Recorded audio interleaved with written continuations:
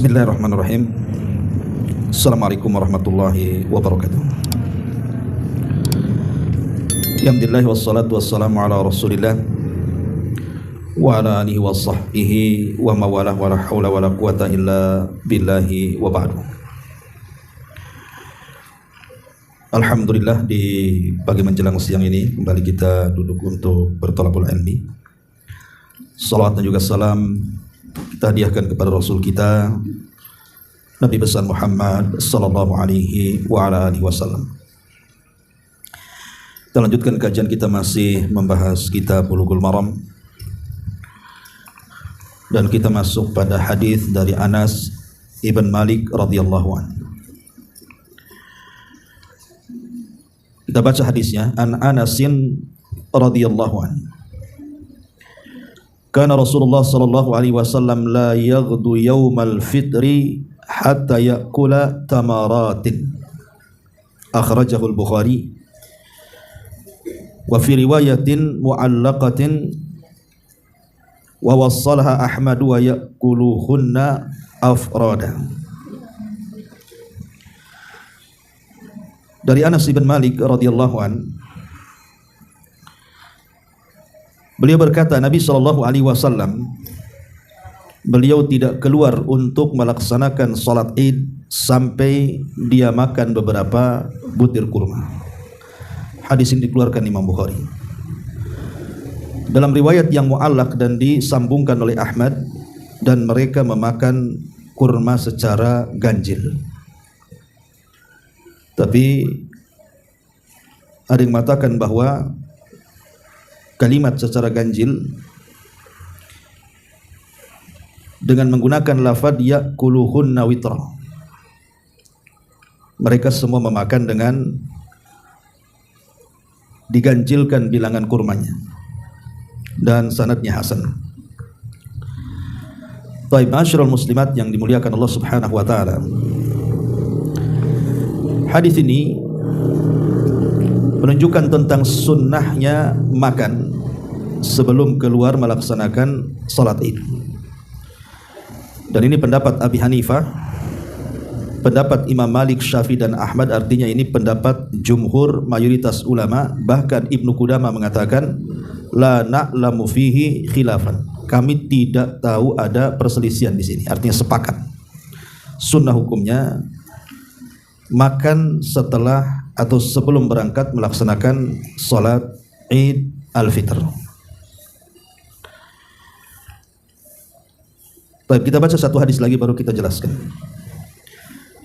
Wa an Ibni Buraidah an abihi radhiyallahu anhuma qala kana Rasulullah sallallahu alaihi wasallam la yakhruj yaumal fitri hatta yat'am wa la yat'am yaumal adha hatta yusalliya.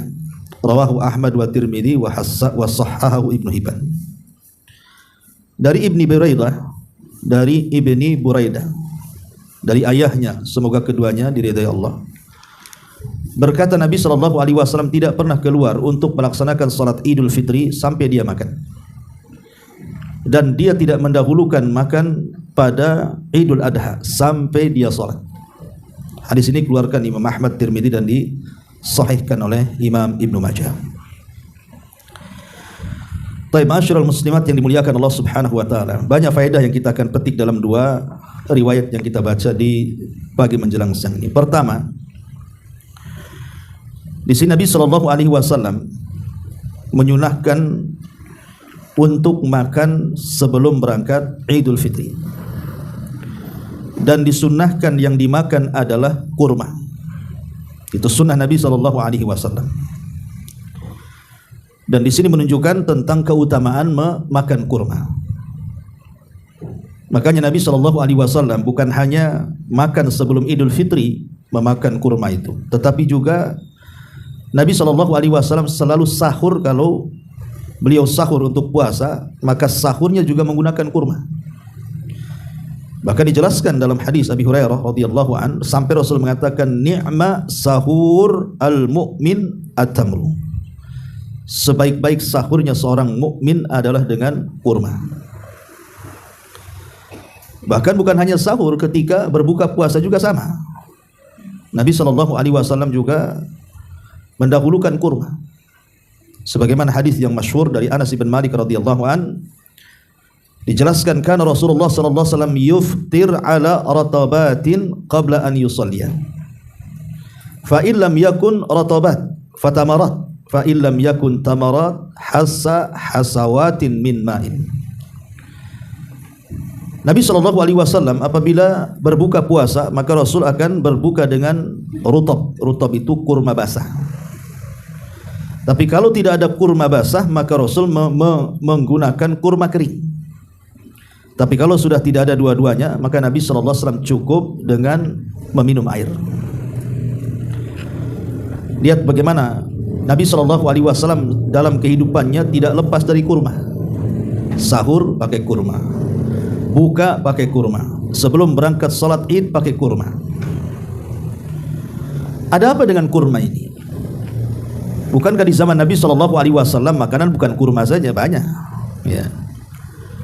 Dan apakah kemudian kalau seandainya seseorang sahur ataupun buka ataupun hendak berangkat menuju salat Id, dia makan selain kurma tidak boleh? Boleh, tidak ada masalah.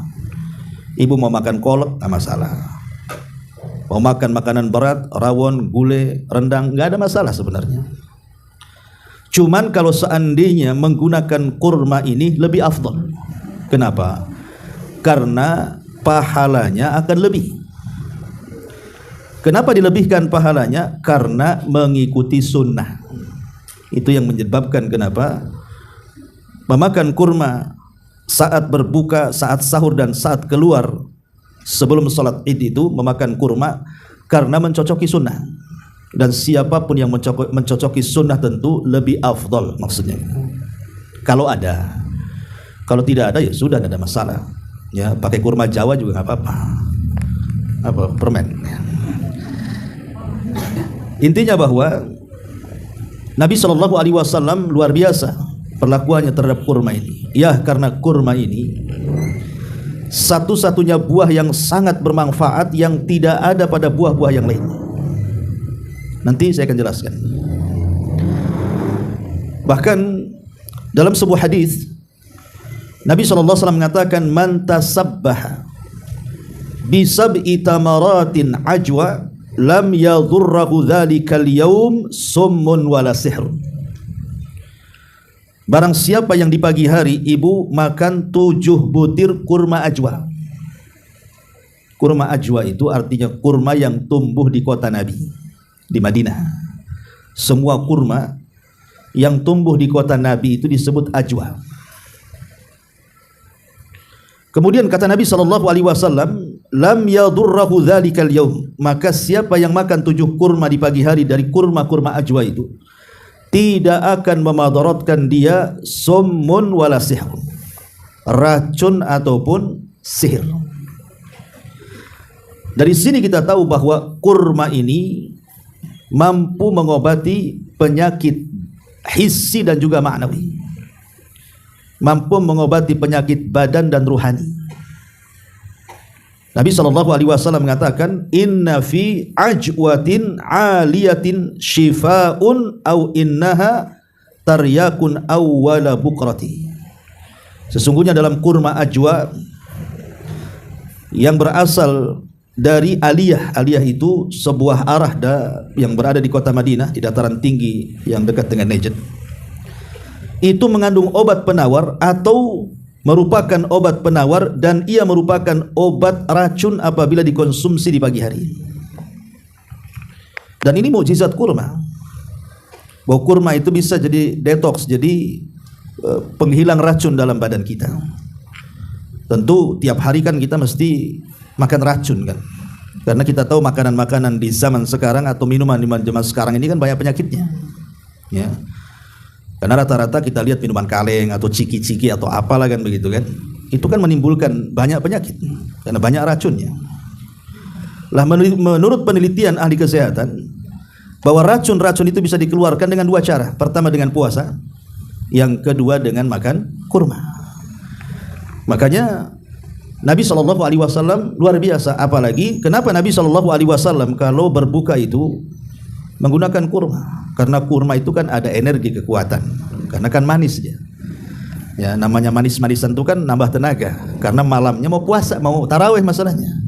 Itulah hikmahnya. Maka yang manis-manis setelah berbuka itu untuk supaya tidak mempengaruhi puasanya. Namanya sudah lemas puasa itu, kan perlu tenaga, makanya disunahkan yang manis-manis. Nah, salah satunya ya kurma tadi. Ya. Ma'asyiral muslimat yang dimuliakan Allah Subhanahu wa taala. Apalagi kemudian kurma ajwa sendiri ada dua keutamaan. Pertama, ajwa itu asalnya dari surga. Nabi mengatakan al-ajwatu minal jannah. Ajwa itu asalnya dari surga. Wa fiha shifaa'un minas sum. Dan di dalam ajwa itu ada obat untuk menghilangkan racun. Dan yang kedua, ajwa itu kurma yang didoakan Nabi. Sebagaimana Nabi Ibrahim mendoakan makanan dan minuman penduduk Mekah. Yang ketiga itu memakan daging dan air zam-zam. Maka keduanya jadi berkah. Makanya ibu kalau umroh, walaupun makan daging tiap hari di Mekah nggak ada masalah, karena memang diberkahi. Lah sebagaimana Ibrahim mendoakan Mekah, maka Rasul mendoakan makanan Madinah yang saat itu memang kurma menjadi makanan pokok mereka. Makanya karena mendapatkan doa Nabi jadi berkahlah ajwa ini.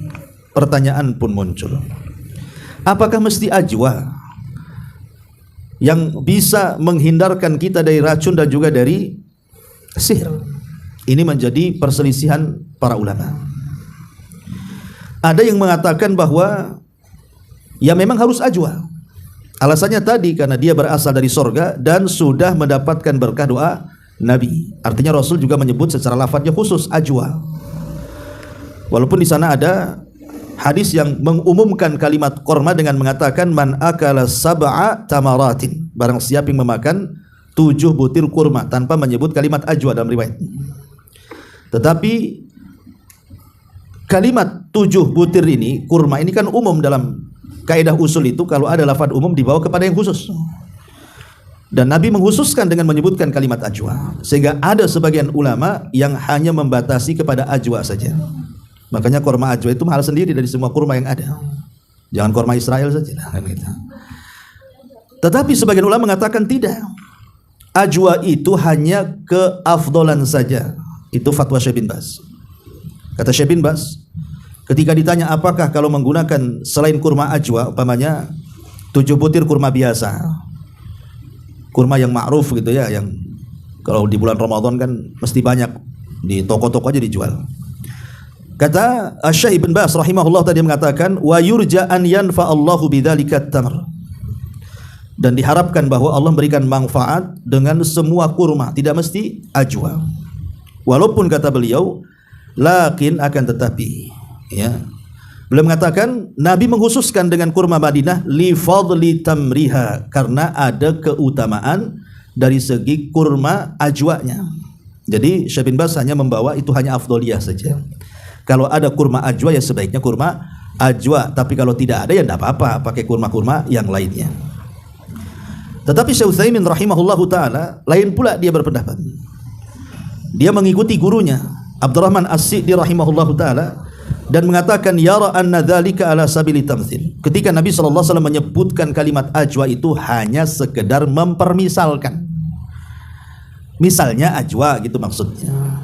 Jadi barang siapa yang memakan 7 kurma ya semisal ajwa atau yang lainnya, seolah-olah Rasul ingin mengatakan seperti itu. Ya. Maka dia akan terhindar dari racun ataupun dari sihir. Itu menurut pendapat Al-Imam Ibnu Utsaimin rahimahullahu ta'ala dalam Fatawa Nur al-Darb. Ya, artinya bahwa semua kurma bisa dimakan, bahkan bisa dijadikan obat. Tidak mesti kurma ajwa gitu ya. Wallahu a'lam. Apalagi di sisi lain kurma ini bisa dijadikan ghida kata ulama. Ghida itu sebagai pengganti dari makanan pokok yang lainnya. Jadi kalau ibu makan nasi, kebetulan tidak ada nasi, maka kurma itu sudah mencukupinya. Tapi nasi tidak bisa mencukupi kurma, karena nasi itu tidak menghilangkan racun, bahkan kadang bawa racun juga kan. Orang yang diabetes makan nasi putih habislah dia kan. Tapi kurma bisa mengobati. Tapi masalahnya kan kita ini kalau belum tersentuh nasi putih belum makan, walaupun kurmanya 1 baskom dimakan tuh. Karena mindset kita sudah ke nasi saja, udah makan, belum. Kurma udah habis karung tuh. Ya. Padahal kurma itu ghida. Kata Aisyah radhiyallahu anha, dia mengatakan Nabi SAW pernah bersabda, "Ya Aisyah, baitun la tamra fihi jia'un ahla. Baitun la tamra fihi jia'un ahla."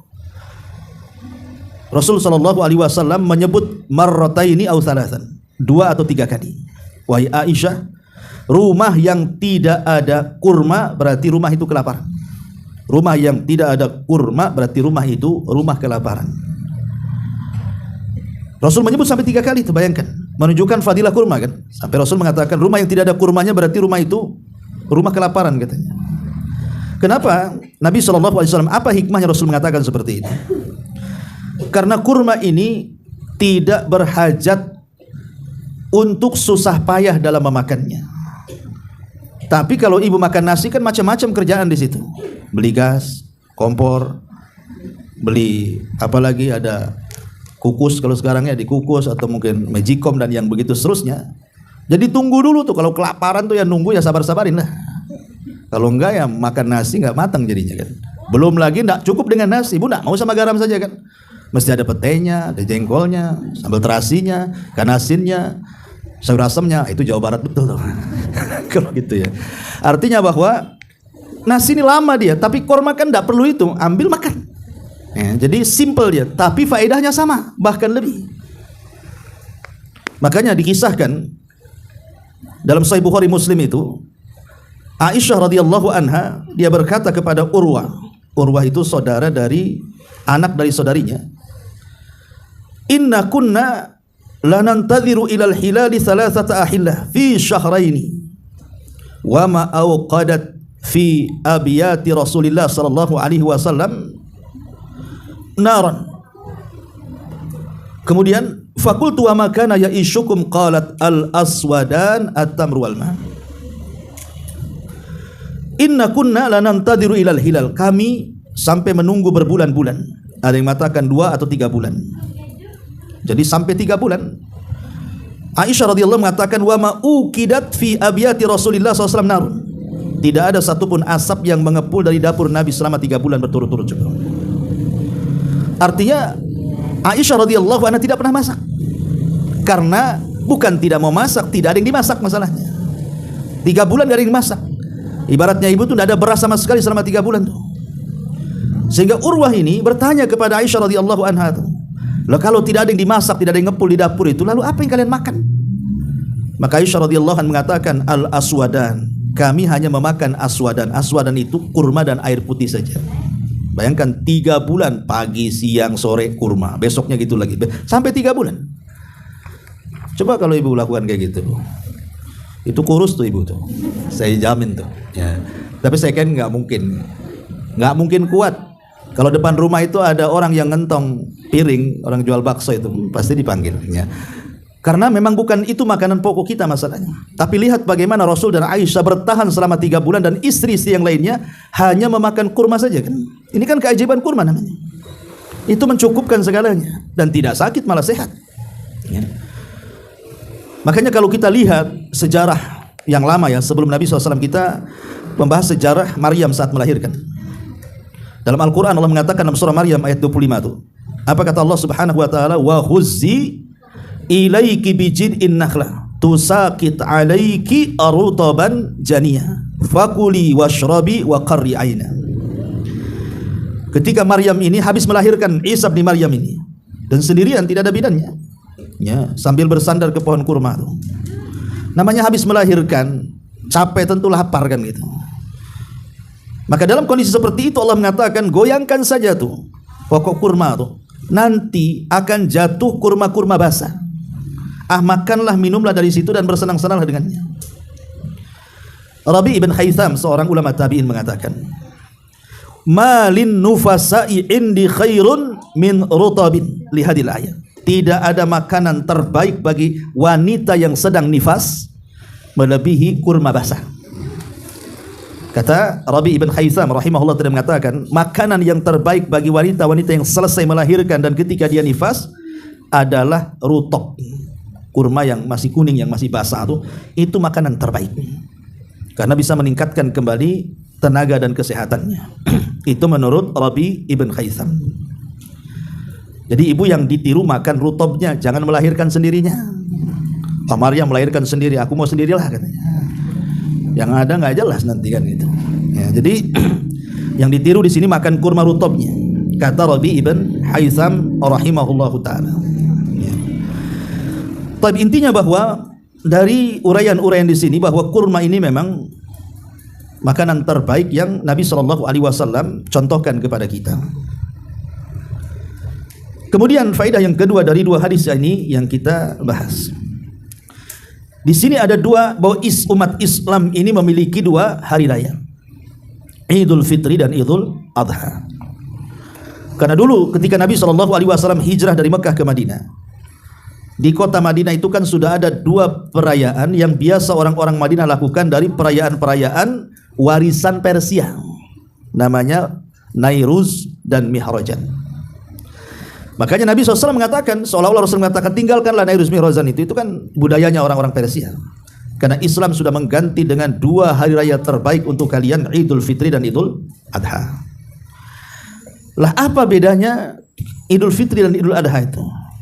Kan sama-sama sholat di situ, kan sholat Id. Baik Idul Fitri ataupun Idul Adha itu kan sama-sama melakukan sholat. Ya. Masyarul muslimin, muslimat yang dimuliakan Allah Subhanahu wa taala, perbedaannya adalah sebenarnya banyak persamaan baik Idul Fitri dan Idul Adha ya, dari segi sholatnya kan. Ya. Seperti umpamanya persamaannya antara kedua sholat Id itu dari segi hukum. Dari segi hukum sama. Ada yang mengatakan wajib, ada yang mengatakan fardu kifayah, ada yang mengatakan fardu ain ya. Yang jelas dari segi hukum disamakan tuh. Kalau yang mengatakan wajib berarti dua-duanya wajib. Bagi yang mengatakan fardu kifayah berarti dua-duanya fardu kifayah. Bagi yang mengatakan fardu ain berarti kedua-duanya fardu ain. Ya. Jadi ada yang mengatakan sunnah muakkadah berarti dua-duanya sunnah muakkadah. Dari segi hukum sama. Ya. Kemudian yang kedua, Nabi SAW juga ketika salat Id tidak dilakukan di masjid.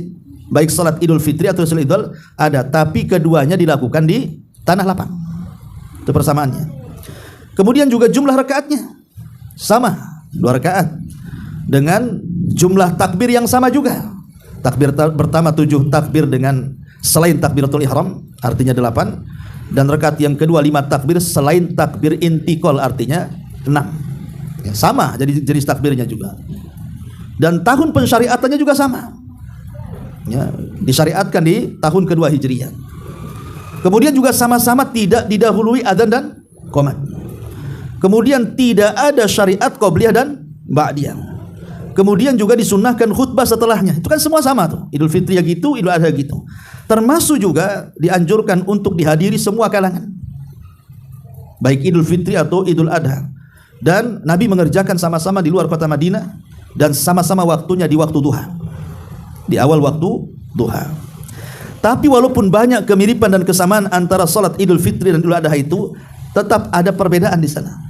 Apa perbedaannya? Satu, salat Idul Adha dilakukan lebih awal. Karena setelahnya ada penyembelihan. Ya. Kalau Idul Fitri boleh diakhirkan sedikit.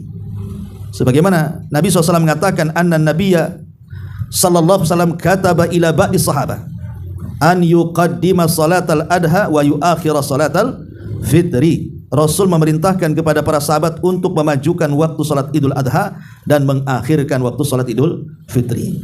Jadi kalau Idul Adha cepat saja kan gitu, karena setelahnya ada penyembelihan kan gitu. Tapi Idul Fitri kan tidak ada.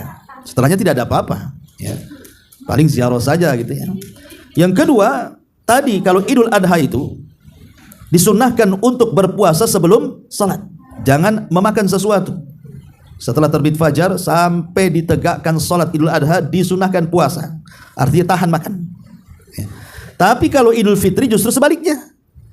Disuruh makan dulu baru kemudian salat.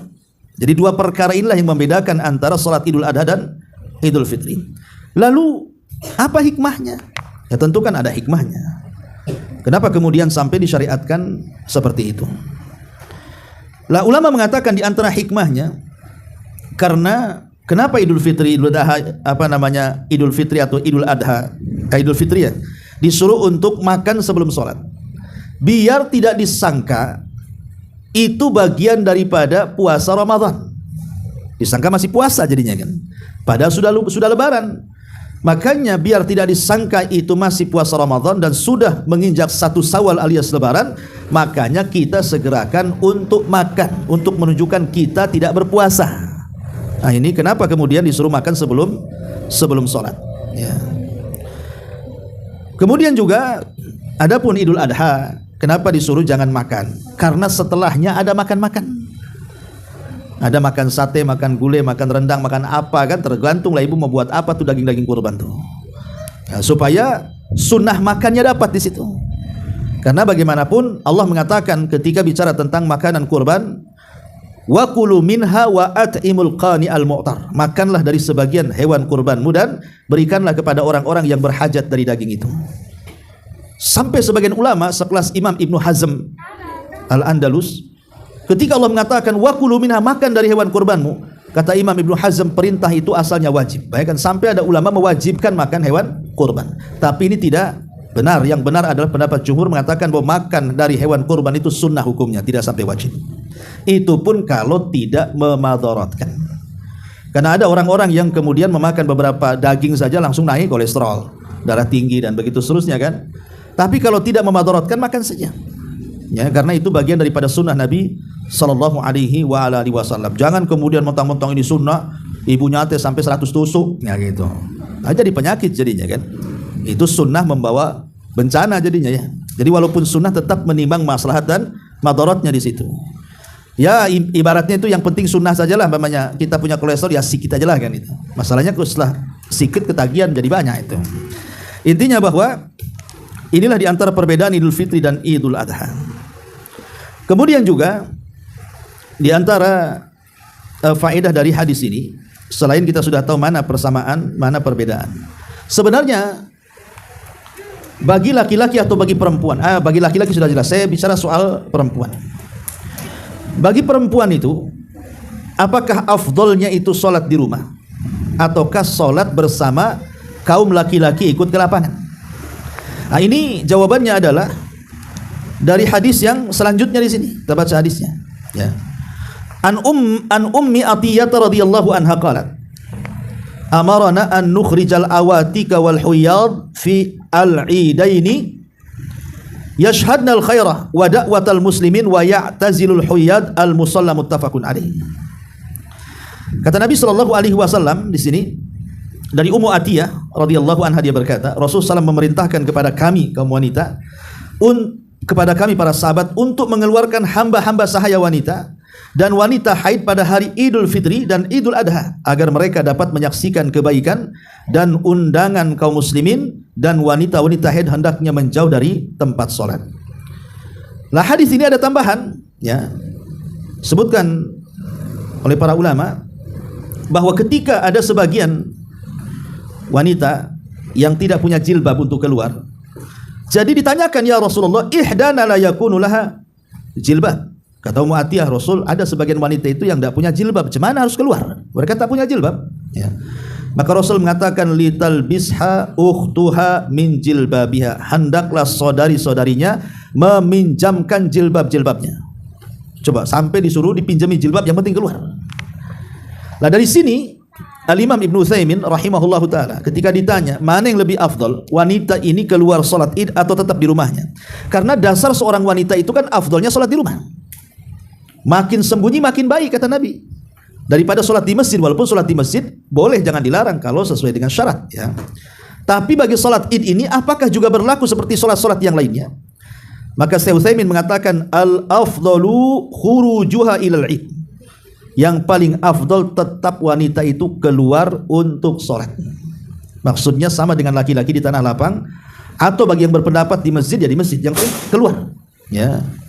Kenapa? Kalau dalam hadis ini jelas Rasul memerintahkan sahabat untuk mengeluarkan semua wanita tanpa terkecuali, mau laki-laki, mau wanita kecil, mau wanita remaja, mau wanita sudah dewasa, mau wanita sudah tua renta, mau yang haid, mau yang nifas, mau yang, pokoknya masuk semua di sini.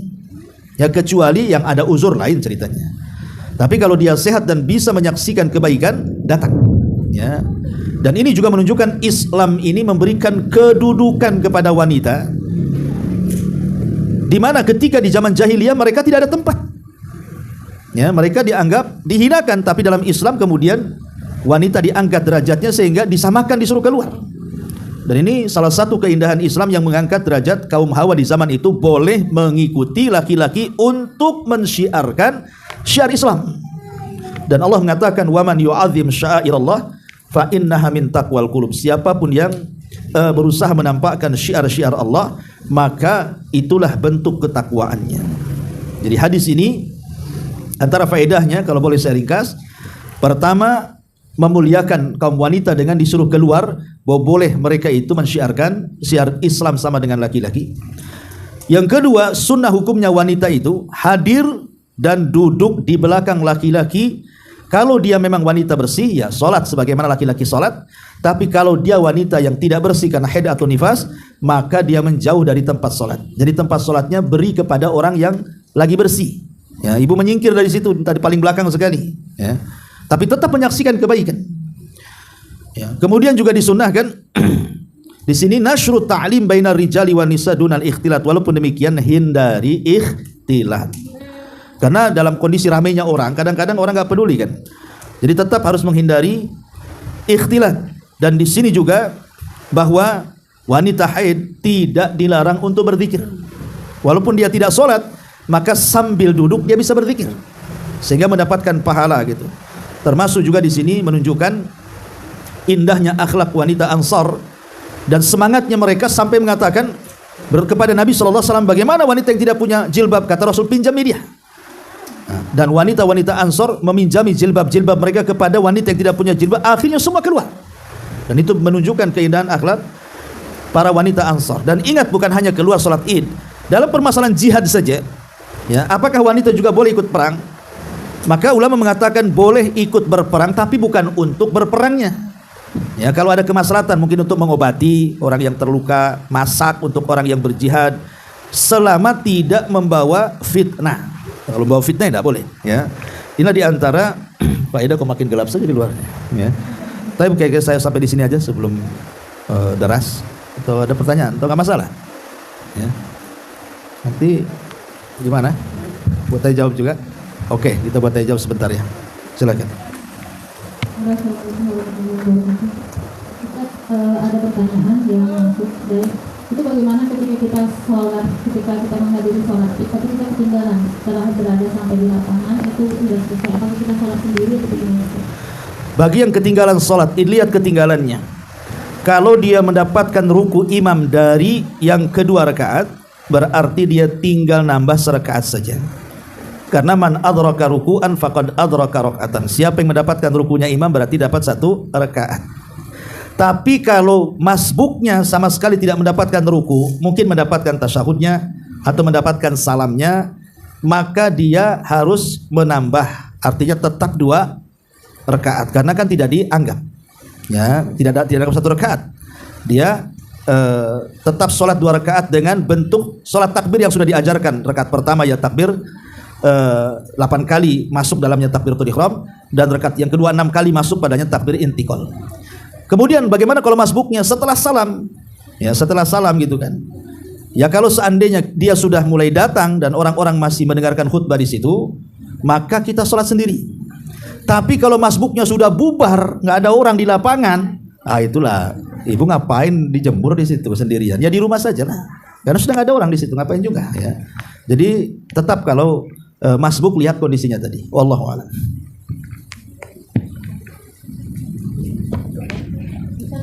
Kalau seandainya terlupa yang dia sholat sendiri karena dia sampai di lapangan itu sudah bubar atau sudah khutbah, kemudian dia sholat di rumah dan ternyata dia sholat di rumah itu lupa dia melakukan dengan takbir yang pertama 8 kali dengan takbir ihram, yang kedua dengan 6 kali dengan takbir ihram, itu bagaimana?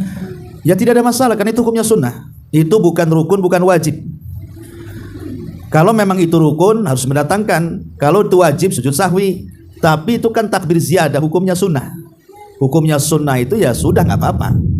Ya, kalaupun mau sujud sahwi nggak apa-apa, boleh juga. Tapi kalau tidak sujud sahwi pun sah karena itu takbir ziyadah namanya, takbir tambahan. Ya, wallahu alam. Ya, saya kira cukup nih, kayaknya hujannya nanti makin berderas juga. Subhanaka wa bihamdika, asyhadu an la ilaha illa anta, astaghfiruka wa atubu ilaik.